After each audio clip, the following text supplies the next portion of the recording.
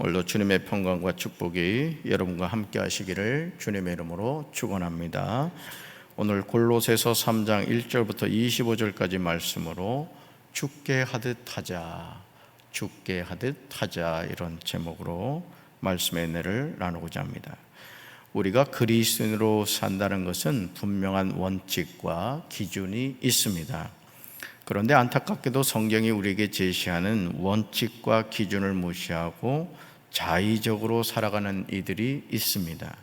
하나님의 자녀는 하나님이 요구하시는 삶을 살아야 합니다. 시내산에서 하나님이 모세를 통해 십계명을 주셨던 이유도 너희도 이제 하나님의 백성이기 때문에 이런 삶을 살아야 된다, 그것을 제시해 주신 것이죠. 결국 우리가 하나님이 요구하시는 삶을 살 때 그리스도인, 즉 그리스도의 사람이 되는 것이죠. 바울은 우리에게 그리스도와 함께 살리심을 받았으면 위의 것을 찾으라, 또 위의 것을 생각하라, 이렇게 강조합니다. 왜냐하면 우리는 그리스도와 함께 죽었고 그리스도와 함께 다시 살았기 때문이죠. 어제도 말씀을 나눴습니다마는 예수님이 이 세상에 오심으로 말미암아 결국 예수님이 하신 일이 뭐냐? 죄인된 우리를 예수님이 생명을 주심으로 값으로 산 것입니다. 그래서 우리가 마귀의 자녀에서 이제는 하나님의 자녀가 된 거예요. 자, 어떤 물건을 사면 그 소유권은 물건을 구입한 사람의 것이 되는 것이죠. 자, 하나님이 우리를 어떻게 사셨다? 아들의 생명을 주고 사신 겁니다. 원래부터 하나님의 것이었고 하나님의 뜻대로 우리의 삶을 이끌어 가셨지만 죄를 지음으로 말미암아 우리가 마귀의 자녀가 되었고 소유권을 빼앗겼던 것이죠. 아들의 피를 주고 그 소유권을 다시 찾으신 겁니다. 그렇기 때문에 우리가 그리스도와 함께 죽고 그리스도와 함께 다시 산다는 것은 무슨 신학적이고 학문적인 이론이 아닙니다. 성경이 우리에게 가르쳐주는 진리의 말씀이죠. 이런 삶의 원칙과 기준으로 살아가는 사람이 누구다? 그리스도인이다 라는 것이죠.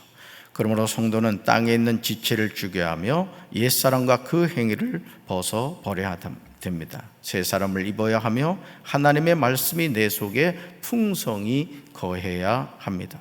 무엇을 하든지 말이나 일이나 다 주 예수의 이름으로 하고 아버지 하나님께 감사하며 살아야 됩니다. 이것이 우리가 하나님의 자녀로 이 세상을 살아가는 방법이라는 것이죠.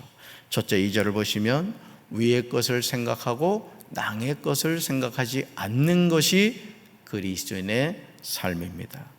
그리스도인의 삶이란 무엇일까요? 바울은 2절에서 이렇게 대답합니다. 같이 읽습니다. 위의 것을 생각하고 땅의 것을 생각하지 말라. 아멘. 왜 우리가 위의 것을 생각해야 됩니까? 바울은 1절과 3절에서 그 이유를 이렇게 대답하고 있습니다. 같이 읽습니다. 그러므로 너희가 그리스도와 함께 다시 살리심을 받았으면 위의 것을 찾으라. 거기는 그리스도께서 하나님 우편에 앉아 계시느니라. 이는 너희가 죽었고 너희 생명이 그리스도와 함께 하나님 안에 감추어졌음이라. 아멘. 그렇습니다. 우리가 그리스도와 함께 다시 살리심을 받았기 때문에 그렇습니다. 그런데 안타깝게도 적지 않은 경우 우리는 땅의 것을 생각하면서 살아갑니다. 여러분, 하루를 살아가면서 얼마나 위의 것을 생각하며 살아가십니까? 땅의 것이 없어지는 것에 대해서는 안타까워하면서 위의 것, 하늘의 것이 없어지는 것에 대해서는 관심조차 두지 않습니다. 바울은 우리가 위의 것을 생각해야 하는 이유로 우리가 죽었기 때문이라고 강조합니다. 우리가 죽었다라는 거죠. 여러분, 가만히 생각해 보세요. 우리가 이 땅을 살면서 많은 것을 얻으려고 하잖아요. 그것을 이제 사자성어로 부귀영화라고 하죠. 자, 그 모든 것을 얻기 위해서 얼마나 애를 씁니까? 돈 더 많이 벌겠다고 그냥 열심히 살잖아요, 그죠? 근데 여러분, 장례를 이렇게 해보면요, 진리가 있어요. 고인의 입관을 하기 전에 이렇게 보면은 아무것도 가져가지 못해요. 여러분, 우리가 그걸 통해 뭘 깨닫게 되죠? 아, 땅에 있는 것은 내가 영원히 소유할 수 없구나. 잠시 사용하다가 다 놓고 가는구나, 이걸 깨닫게 되는 거예요. 결국 우리가 신앙생활을 하고 하나님을 믿는다는 것은 뭐냐? 영원히 사라지지 않을 것을 우리가 붙잡고 살아가는 것이다 라는 것이죠. 바울은 우리가 위의 것을 생각해야 하는 이유로 우리가 죽었기 때문이라고 강조하면서 나는 죽고 내 안에 예수의 생명이 감춰졌다 있다, 이렇게 말합니다. 내 안에 누구의 생명? 예수의 생명. 그러므로 4절에서 바울은 분명하게 말합니다. 같이 읽습니다. 우리 생명이신 그리스도께서 나타나실 그때에 너희도 그와 함께 영광 중에 나타나리라. 아멘. 기억하시기 바라요. 우리는 예수 그리스도를 통하여 죄 사함을 받고 하나님의 자녀가 되었습니다. 죄인인 나는 죽고 의인이신 예수 그리스도가 우리 안에 사신 것이죠.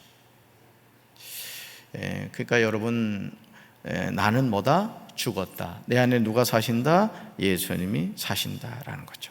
그러므로 우리의 생명은 우리의 생명이 아니라는 거예요.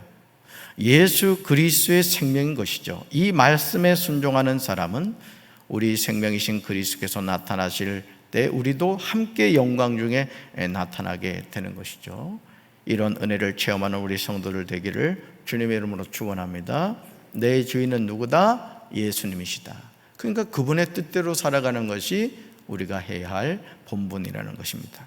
두 번째, 5절과 10절을 보시면 그리스도인은 땅에 있는 지체를 죽이고 새 사람을 입어 새로워져야 합니다. 위의 것을 생각하고 땅의 것을 생각하지 않기 위해서 우리가 결단해야 하는 것이 5절에 나와요. 5절 같이 읽습니다. 그러므로 땅에 있는 지체를 죽이라. 곧 음란과 부정과 사욕과 악한 정욕과 탐심이니 탐심은 우상 숭배니라. 아멘. 그리스도인의 생활 원칙이 무엇입니까? 그것은 모든 세속적인 욕망을 죽이는 거예요. 그렇다면 땅에 있는 지체가 무엇이냐라는 거예요. 땅에 있는 지체가 무엇이냐? 여러분 5절을 다시 보시면 음란, 또 뭐죠? 부정, 또요 사욕, 또요 악한 정욕, 또 뭐죠? 탐심. 자, 그런데 탐심은 뭐라고요? 우상 숭배라고 했습니다. 탐심은 우상 숭배다. 땅에 있는 지체로 말미암아 하나님의 진노가 임한다는 거죠. 오늘 세계적으로 이렇게 전쟁이 일어나는 배후에는 항상 이 인간의 탐심이 자리 잡고 있는 것을 보게 됩니다. 강대국이 약소국을 무력으로 침공을 할 때는 그 땅만 소유하려고 하는 게 아니에요. 그 나라가 갖고 있는 지하 자원이라든가 어떤 지정학적인 어떤 상황을 빼앗기 위해서 남의 나라를 무력으로 침공하는 것을 보게 됩니다. 저와 여러분이 예수 그리스도를 영접하기 전에 우리도 세속적인 욕망에 빠져서 살았다는 거죠. 왜 그럴까요? 왜 우리가 예수님을 믿기 전에 세속적인 욕망에 빠져서 살까요? 더 많이, 더 그냥 맨날 더 하잖아요. 그래서 하나님께 예배 드릴 시간도 없고 그냥 그냥 더 높아지겠다고 절에 가서도 그냥 장로라는 사람이 신앙 있다는 사람이 말이죠 합장을 하고. 여러분 이거를 뭐 좋게 생각을 하면은 사람이 참 이 경우가 바르다 뭐 이렇게 표현할 수 있을까요? 근데 여러분 하나님을 믿는 우리가 똑바른 신앙을 가진 사람이라면은 우리는요 어느 곳을 가든지 우리가 믿는 사람으로서의 그 태도와 행동을 해야 되는 거예요. 여러분 절에 가서 꼭 합장을 해야만 그 불자들의 마음을 얻을 수 있습니까? 그러니까 여러분 우리가 너무 회색 분자로 살아가는 거예요. 너무 상황에 맞춰가지고 그냥 이것도 저것도 아닌 그런 신앙생활을 하는 경우가 참 많은 것 같습니다. 여러분 바울은 7절과 8절에서요 전에와 이제는을 통해서 예수님을 만나기 전과 후의 차이를 말해요. 참 이 바울의 날카로운 어떤 관찰력이죠. 같이 읽습니다. 너희도 전에 그 가운데 살 때에는 그 가운데서 행하였으나 이제는 너희가 이 모든 것을 벗어버리라. 곧 분함과 노여움과 악의와 비방과 너희 입에 부끄러운 말이라. 아멘. 사랑하는 성도 여러분, 저와 여러분이 예수님을 믿기 전과 믿은 후가 달라야 됩니다.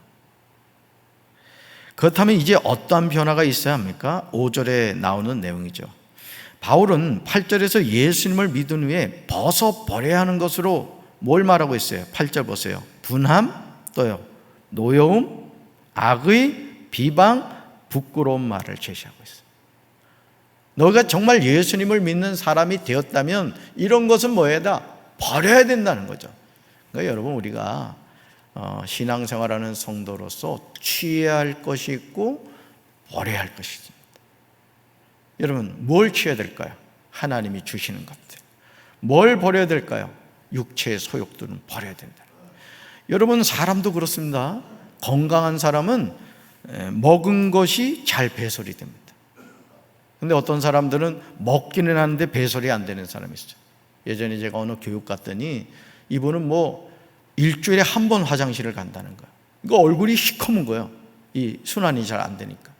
여러분, 우리가 신앙생활에서도 마찬가지예요. 앉아야 될 자리가 있고 앉아서는 안 되는 자리가 있습니다. 가야 될 길이 있고 가지 말아야 될 길이 있어요. 해야 할 말이 있고 하지 말아야 될 말이 있는 거예요. 이런 구별됨이 없으면은 여러분, 우리가 어떻게 하나님을 믿는 하나님의 자녀라고 할 수가 있겠습니까? 그러므로 9절과 10절에서 바울은 분명히 말합니다. 같이 읽습니다.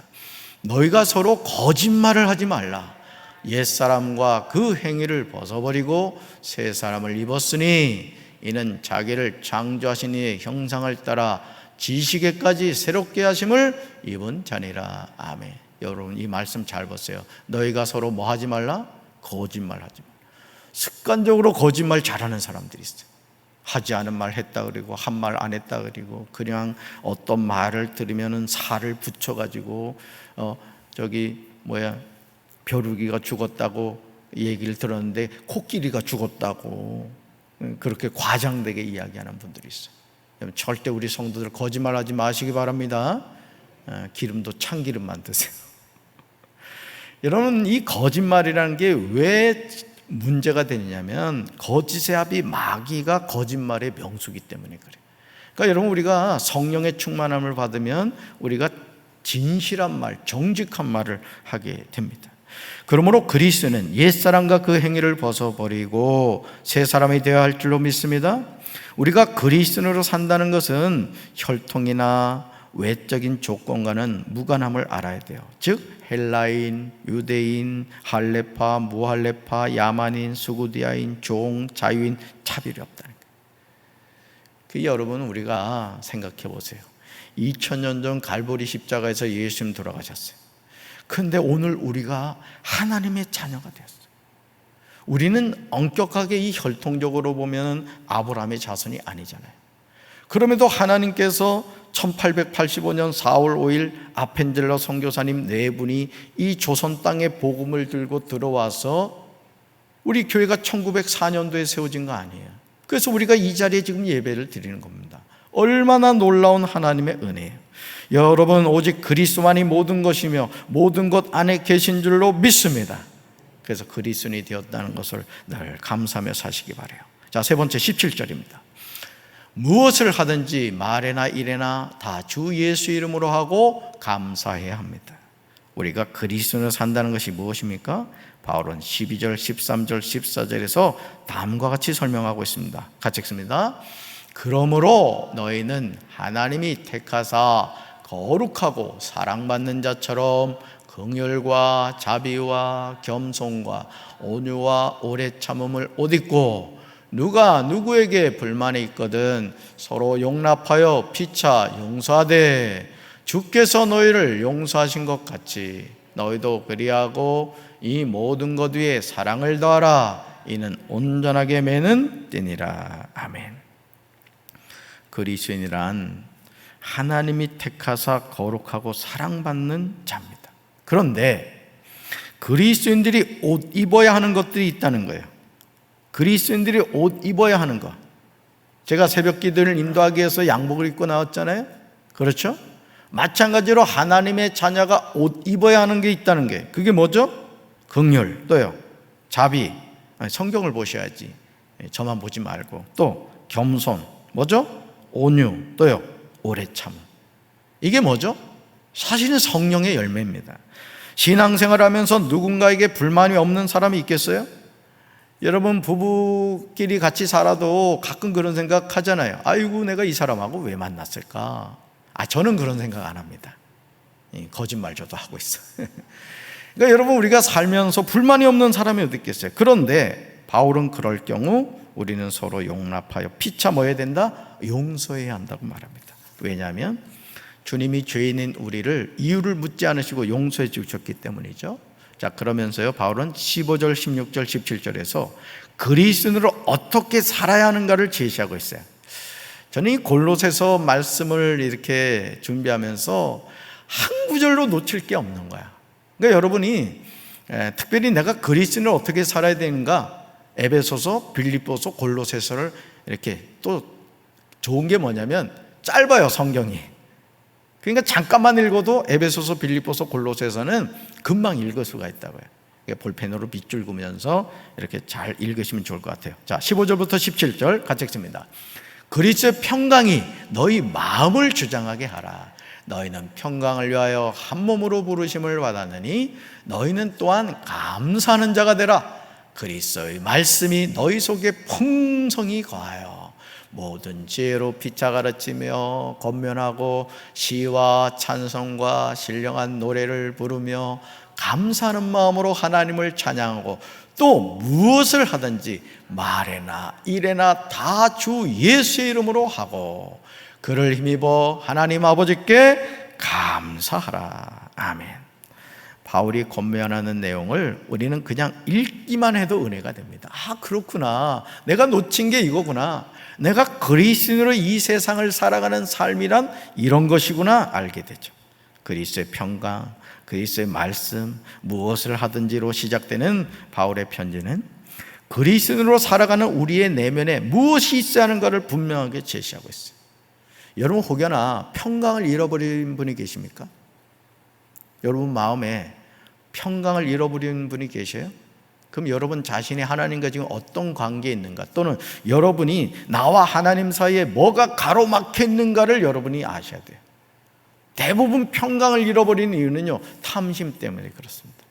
욕심이 잉태한 즉 죄를 낳고, 죄가 장성한 즉 사망을 낳게 되는 거예요. 왜 많은 살인사건이 납니까? 인간의 탐심 때문에 그런 것이죠. 저는 우리 사랑하는 성도들 여러분의 마음에 주님의 평강으로 가득 차게 되시기를 주님의 이름으로 축원합니다. 바울은 감사하는 자가 되라고 합니다. 감사하는 마음으로 하나님을 찬양하라는 거예요. 예수님을 힘입어 하나님 아버지께 감사하라고 권면합니다. 이것이 성도로서의 바른 삶입니다. 여러분, 과일을 드시더라도 감만 사서 드시기 바랍니다. 네, 정신이 번쩍 나죠? 자, 네 번째 23절 보시면 같이 읽습니다. 무슨 일을 하든지 마음을 다하여 주께 하듯 하고 사람에게 하듯 하지 말라. 아멘. 신앙생활은 뜬구름과 같은 것이 아닙니다. 우리는 분명히 두 발로 땅을 딛고 살아갔죠. 그러므로 바울은 18절 보세요. 18절. 여러분 성경 18절로 가면 누구한테 말해요? 아내들아. 자, 19절로 갑니다. 누구에게요? 남편들아. 20절 누구에게요? 자녀들아. 21절로 갑니다. 누구죠? 아비들아. 22절에서는요, 종들아 라고 하면서 각자가 어떤 역할을 해야 하는가를 분명하게 제시하고 있습니다. 우리는 예수 안에서 공평하다는 것을 오해해요. 공평하다는 것. 그러니까 여러분, 바울 당시에는 분명히 주인이 있었고 종이 있었어요.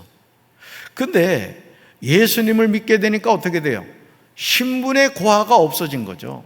여러분, 교회 안에서 무슨 목사와 장로, 또 권사, 집사, 성도라는 것이 계급이 아닙니다. 물론 영적 권위는 여러분이 인정하셔야 됩니다. 담임 목사가 아들 뻘이라고 해서 막 가면 되겠습니까? 그럼 제가 어떻게 이 교회를 영적으로 이끌어 가겠어요? 영적 권위는 인정해 주셔야 된다는 거예요. 그러나 그것이 어떤 세상의 높고 낮음을 의미하는 게 아니에요. 엄밀하게 말하면 교회에서 직분이란 그렇습니다. 제가 빈말로 드린 게 아니라 담임 목사가 가장 겸손해야 되고, 그 다음 우리 전도사님들, 그 다음 장로님들, 권사님들, 집사님들. 그래서 우리 교회에서 제일 어깨 펴는 게 누구여야 된다고요? 성도님. 그냥 어깨 펴고 말이죠. 막 그런 거예요. 원래 그렇잖아요.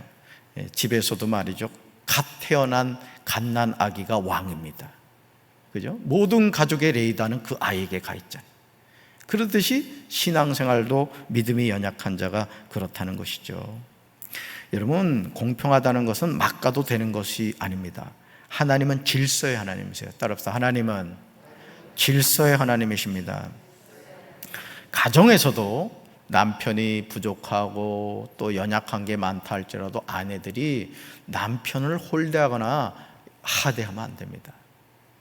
남편이요 왕이 되면 아내는 왕비가 되는 거예요. 물론 바뀔 수도 있어요. 아내가 또 어떤 은사가 있어서 또 고위공직자가 될 수 있고 또 목회자가 되기도 합니다. 뭐 중요한 것은 어쨌든 영적 권위를 여러분이 인정하면서 살아가야 된다. 보시죠. 아내는 남편에게 뭐 해야 되죠?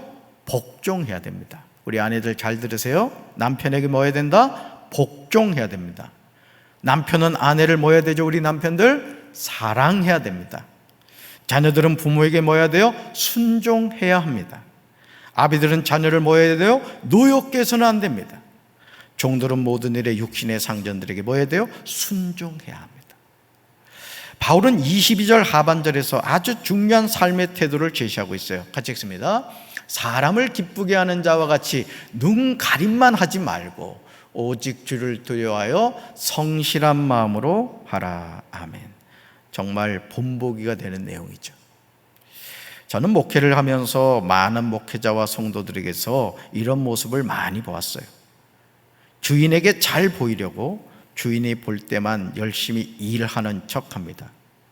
그러나 주님을 두려워하는 마음으로 정직하게 주인을 섬겨야 됩니다. 그래서 여러분, 이게 아파트 같은 경우도요, 부실 공사가 왜 일어나는가 이렇게 추적을 해보면 그렇습니다. 예를 들어 철근을 10mm짜리를 써야 되는데 중간에 가로목고는 5mm짜리를 쓰는 거예요. 자, 그리고 하수구 배관을 본드를 잘 칠해가지고 튼튼하게 해야 되는데 배관이 다 연결되는데 어느 한 중간에 본드 칠을 안 한 거예요. 그럼 여러분, 처음에 할 때는 그것이 그렇게 큰 일이 아닙니다만은 나중에 그거를 수리하려고 치면 어디서 새는지를 알겠습니까? 여러분, 우리가 교회를 할 때도 그렇습니다. 그래서 저는 제가 이렇게 교회에 와서 일하는 분들을 불꽃 같은 눈동자로 봅니다. 왜냐하면 허투루 일을 해놓으면 나중에 수습이 안 되는 거예요. 수습이. 저는 우리 사랑하는 성도 여러분들이 가정에서나 교회에서나 또 여러분이 공직자거나 어디서 일을 하든지 여러분이 한 일은 뒤돌아보지 않도록 철저하게 잘 감당할 수 있게 되길 주님의 이름으로 축원합니다. 그러므로 바울은 23절에서 강조해요. 23절 암송하셔야 될 말씀이에요. 같이 읽습니다. 무슨 일을 하든지 마음을 다하여 죽게 하듯 하고 사람에게 하듯 하지 말라. 이게 중요해요. 무슨 일을 하든지, 무슨 일을 하든지. 여러분, 눈가림으로 하지 마시기 바라요. 성실한 마음으로 하시기 바라요. 여러분, 우리 이왕 신앙생활을 하는 거잖아요. 여러분, 하나님 자녀 맞으시죠? 어째 대답이 이렇게 시원찮아? 잠이 들겠나 봐요. 여러분, 하나님 자녀 맞으시죠? 그럼 새벽기도 나올 때도 이 새벽기도만 없으면 내가 살겠는데 이왕 나오는 거 야호 하면서 나오시길 바라요. 머리도 좀 한번 빗고 나오시고 말이죠. 그냥 막 침 흘린 거 붙이고 나온 사람이 있는 것 같아. 여러분, 우리가 무슨 일을 하든지요, 기쁜 마음으로 하십시오. 어제도 여러분 우리 찬양팀들 나와서 찬양하는데 얼마나 은혜가 됩니까? 우리는 앉아서 그냥 박수만 쳤지만은 그거 준비하신 분들 얼마나 힘들었겠어. 보니까 화장도 되게 신경 썼더만. 평소에도 그래야 하면 얼마나 좋아. 그러니까 여러분, 왜 그런 마음을 갖죠? 죽게 하듯 하기 원하기 때문에 그런 거예요. 여러분, 왜 우리가 눈가림으로 하면 안 되죠? 성실한 마음으로 해야 되죠? 24절과 25절에 나와요. 이유가 있다는 거예요. 같이 읽습니다. 이는 기업의 상을 주께 받을 줄 아나니 너희는 주 그리스도를 섬기느니라. 불의를 행하는 자는 불의의 보응을 받으리니 주는 사람을 외모로 취하심이 없느니라. 아멘. 사랑하는 성도 여러분, 잊지 마시기 바라요. 따라붙다. 뿌린 대로 거둡니다. 뿌린 대로 거둡니다. 사람의 눈은 속일 수 있을지 모르지만 우리의 중심을 살피시는 하나님은 속일 수 없다는 거예요. 저는 이 마음으로 목회합니다. 제가 강경제일교회 담임 목사가 되어서 제 스스로도 어떨 땐 피곤해요. 교회를 돌보고 관심을 갖고 여러분들한테 장기 결석자들 여러분 신방할 수 있도록 해주십시오. 가만히 있으면 좀 편해요. 그러나 그 영혼을 놓치면 안 되잖아요. 우리가 그들을 잡아야 되잖아요. 아멘.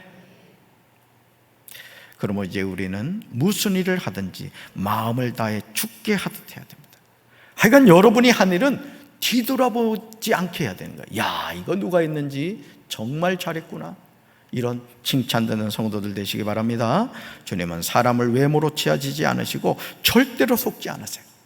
저는 저와 여러분이 주님께 인정받는 신실한 사명자들, 사역자들이 되기를 주님의 이름으로 축원합니다. 가슴에 손 얹겠습니다. 하나님 아버지, 오늘 바울은 우리에게 모든 일을 죽게 하듯 하라고 합니다. 눈가림으로 하지 말라고 합니다. 우리에게 허락하신 소중한 직분과 사명을 믿음으로 잘 감당하여 하나님께 영광 돌릴 수 있는 저희들 될 수 있도록 주여 도와 주시옵소서. 오늘도 이 하루 우리가 어떤 위치에서 어떤 일을 하든지 청직의 사명을 가지고 믿음으로 잘 감당할 수 있도록 주여 도와 주시옵소서. 예수님 이름으로 간절히 기도합니다. 아멘.